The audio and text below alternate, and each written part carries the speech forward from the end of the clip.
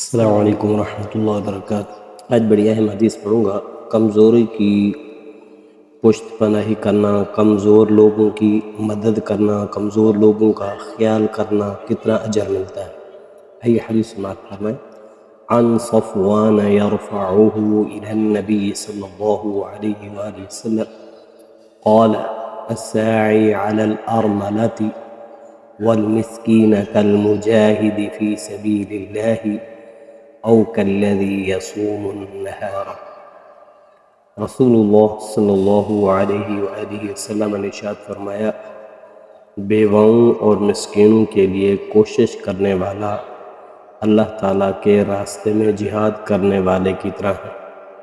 جو بیواؤں کا خیال کرتا ہے، مسکینوں کا خیال کرتا ہے، وہ ایسے ہے جیسے وہ اللہ تعالیٰ کے راستے میں جہاد کر رہا ہے۔ آگے فرمایا، یا اس شخص کی طرح ہے جو دن میں روزہ رکھتا ہو اور رات کو عبادت کرتا ہو، یعنی اتنا اجر ملتا ہے جو بیواؤں اور مسکینوں کو جو ہے ان کی مدد کرتا ہے، ان کا خیال کرتا ہے۔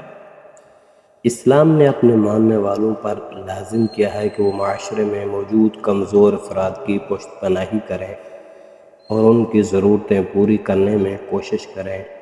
لہٰذا ہر وہ شخص جو ضعیفوں کے لیے محنت کرے گا وہ نیک لوگوں کی صف میں شامل ہوگا۔ تو دعا ہے اللہ تعالیٰ ہم سب کو جتنے بھی بیوہ، یتیم، مسکین، غریب لوگ ہیں ان سب کی مدد کرنی چاہیے، اور اللہ پاک ہم سب پر اپنا خصوصی فضل کرم